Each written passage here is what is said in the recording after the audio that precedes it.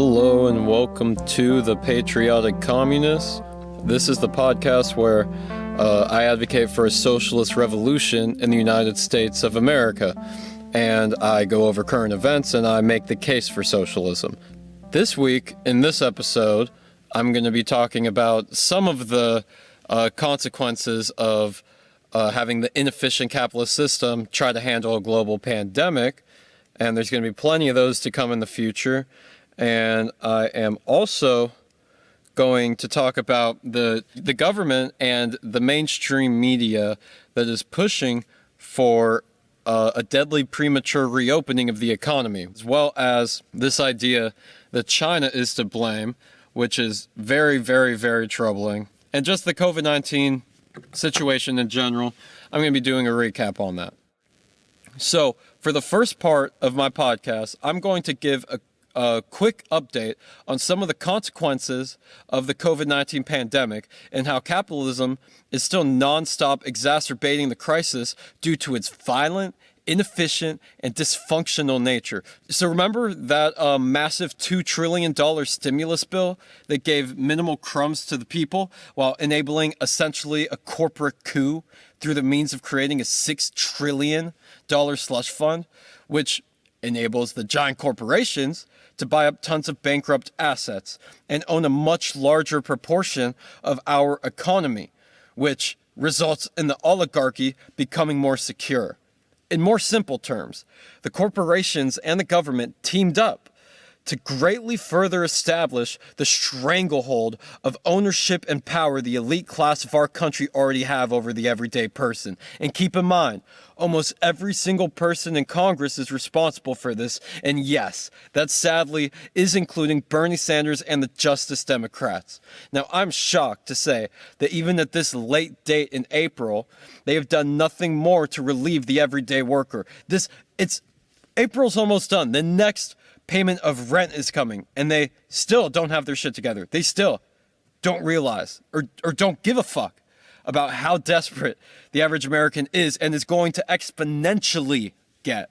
They even pass another $500 billion stimulus bill, but it is again ridiculous how much it is lacking and how it was voted on as well. First of all, they've been on vacation for a fucking while now, and no one demanded a vote.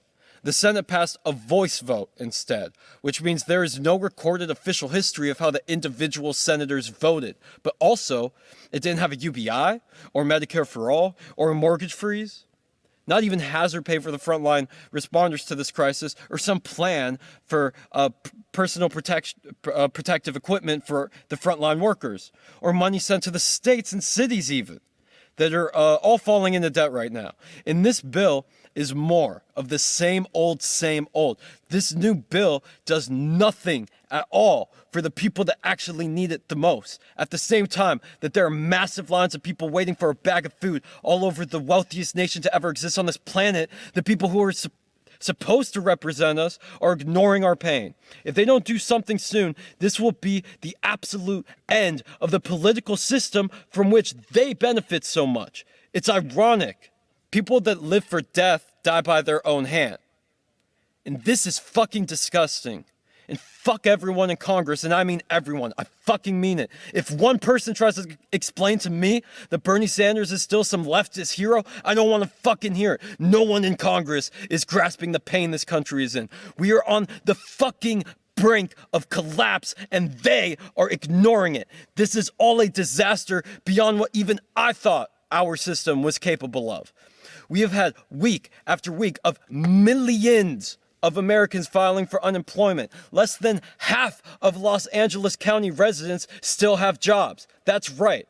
More than 50% unemployment right now in Los Angeles County. This is unheard of. We are facing a larger economic disaster than the Great Depression even was, and still they do nothing?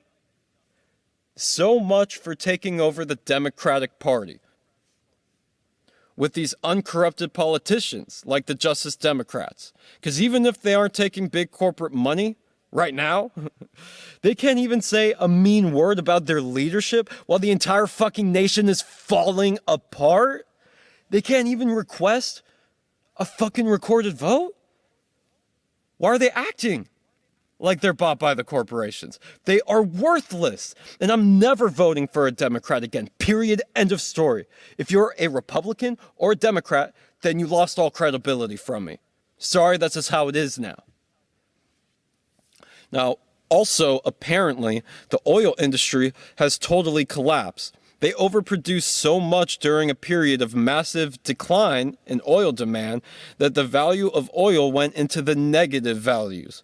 What that means is that now oil producers are paying companies to take their oil. I'm not making that up. And apparently, especially in the United States, we have too much oil for how much storage we have. And no other countries want to buy oil right now. So negative oil prices are unheard of as well. There's a lot of unheard ofs these days. And all of this is just another sign that we are in the midst of the collapse of capitalism. What will really determine our future is how we respond to this collapse. Now, time for the main piece of current events for today. Although it's still related to the coronavirus, the main piece of current events is that the U.S. mainstream media and government are right now pushing for a deadly premature reopening of the economy, while at the same time blaming China for the entire virus in some cases. And it's just a lot of disturbing shit. So in a previous episode of the podcast, I mentioned that the corporate class of our planet is in a challenging position right now, economically due to the COVID-19 lockdown measures crushing the capitalist economy. The capitalists are caught between protecting public health and protecting their bottom line. And it is important to keep in mind that the lockdown measures are saving a lot of lives by slowing down the spread of the virus, which in effect slows down the flow of patients in our hospitals, which in effect reduces the overburdening of our healthcare system. It's what everyone's been calling flattening the curve. So it is just the choice between saving human lives and profit. And as always, in this hellscape of an economy, profit prevails. The IHME has released findings this week suggesting that as many as 30 states may be in a position to undo social distancing measures by May 20th. And the scientific community, all of it, and press, has completely discredited this analysis and finding, yet they are nowhere to be seen in U.S. media. Through the mainstream media in the United States, there seems to be a unanimous agreement to start the economy back up and push for a return to work. And they're framing it as the only way to stop the economy from completely imploding. They make it seem like the only two options are to open the economy right way or wait a little bit and then open the economy all the way. And this is a false dichotomy that's being pushed by the mainstream media, like all of it. Making serious moves towards supporting the people who can't work during a pandemic is easily possible. And yes, that would prevent the destruction of the economy for the average worker, or at the very least, it would dramatically decrease it, and it would also save many lives when compared to sending people back to work right now. Just think about it. They're saying that the only way for the economy to still survive is to have people risk their lives by going back to work. So when they spend $2 trillion on giant corporations and it disproportionately makes a bunch of people really rich, why couldn't they just take those $2 trillion and put it into everybody's bank account? That's money that the bank gets to use. So the money goes in bank, and the money's actually given to the American people. And that's the economy, is the people. The way they talk about economics is pretty much all lies on mainstream media. It really is. The idea that we need to bail out giant corporations in order to keep our economy afloat? Nonsense. That's nonsense. But, of course, they are refusing to do anything in regard to helping the average American in a significant way. They would rather sacrifice the blood of workers and reopen the economy prematurely, since it's good for their bottom line. It's good for the bottom line of the corporations, and therefore it's also good for big money donors to politicians at large, as well as basically all mainstream media companies. Those are either owned or are big corporations. They literally just printed $6 trillion for the corporations, pretty much. So the money's there, and these lies are getting more and more obvious by the week. The problem is that they're too greedy to compensate the country for the good of public safety. And there will be a larger body count from this crisis if they get their way, and they fucking know this. And this reopening of the economy is supported by both of the presidential candidates, Biden and Trump, would both rather see innocent people die rather than have corporate America suffer more losses. They're going to do everything they can to make it seem like we have no choice but to do this. And they will also pretend like the average American wants the lockdown to end right now, which is not true. Polling shows a large majority of Americans want to keep the lockdown, but also many of them are desperate for resources. Thousands are standing in food lines. Millions and millions unemployed. Massive amounts of pain out there. But the answer isn't forcing them back to work. The answer is giving them resources and keeping the lockdown. It isn't that fucking complicated. The wealthiest country on the planet. In almost every major city, the food banks are becoming overburdened. People are literally fucking starving. And they pass a stimulus bill 3.5 that doesn't do shit. I can't get over that. I can't get over that. Try to defend Bernie Sanders for not calling that out. Try to defend Bernie Sanders for not calling for a real vote instead of a voice vote. Any senator could have done that. Try to defend Bernie Sanders for that while people are starving in our country.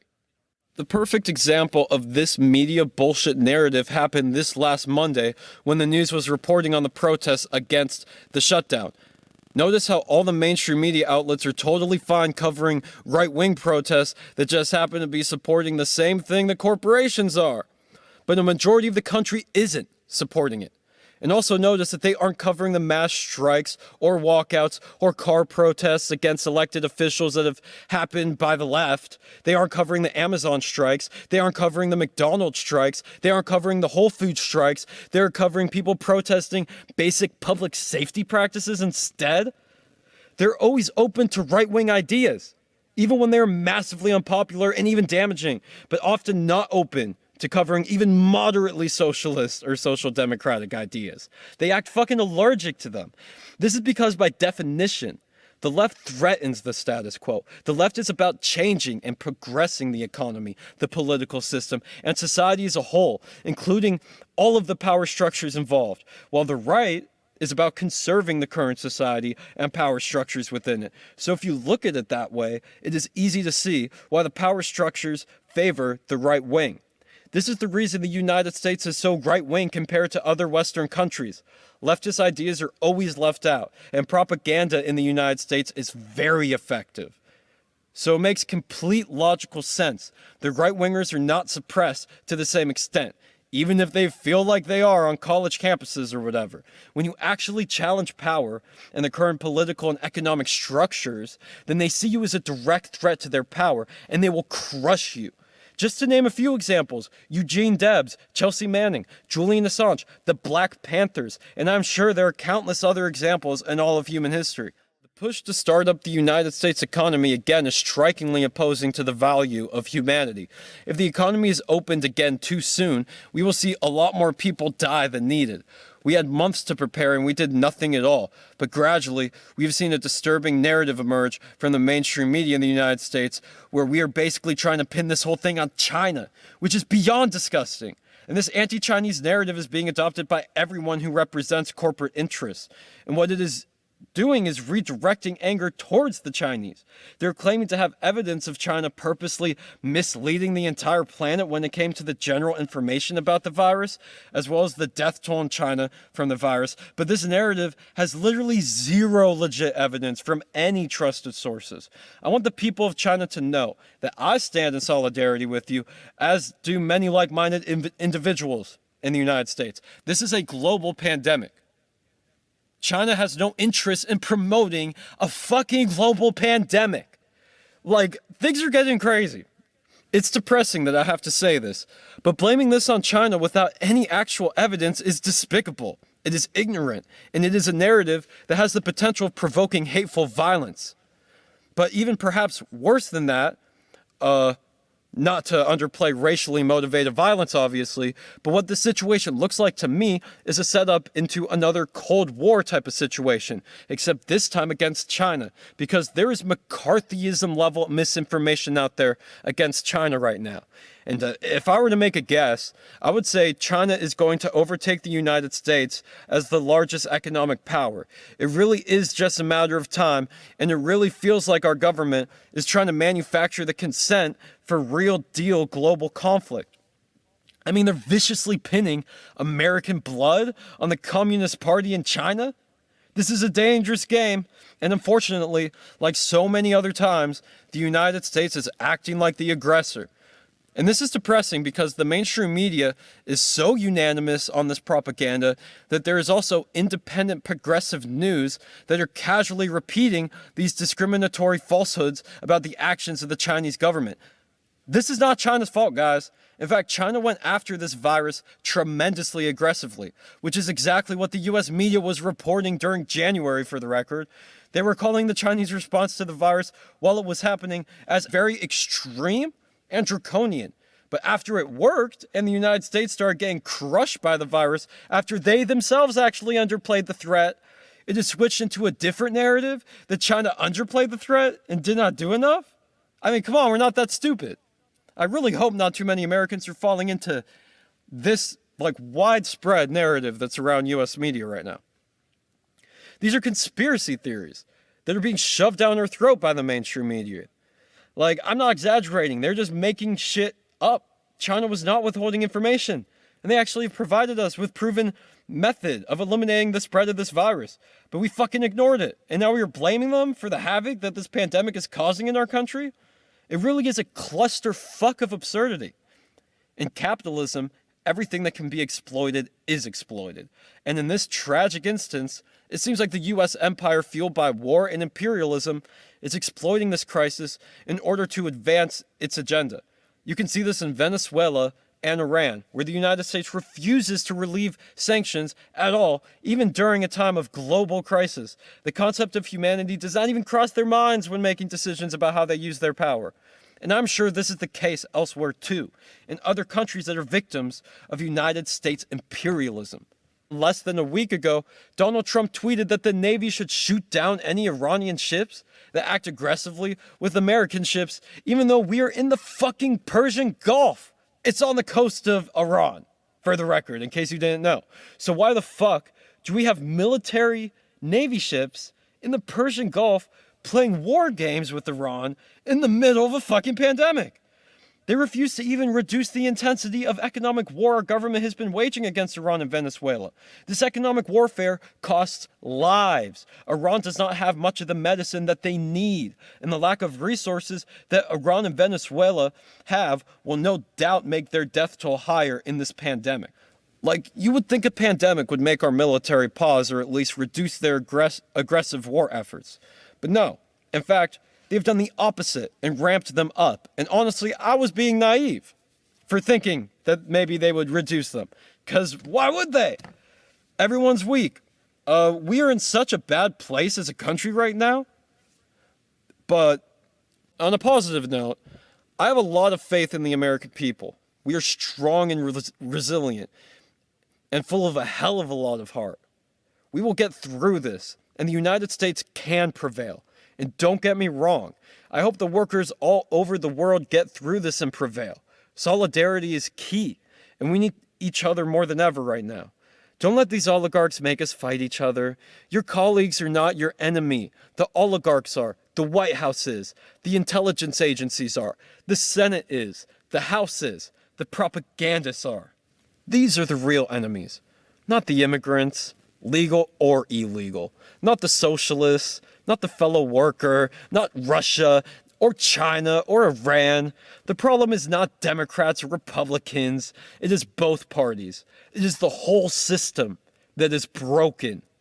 The two-party facade of our political system is just theater. Thanks so much for listening to this episode of The Patriotic Communist. All of the music you heard in this podcast was produced and performed by me, Max Rice, and if you would like to check it out, just search Max Rice on any streaming platform.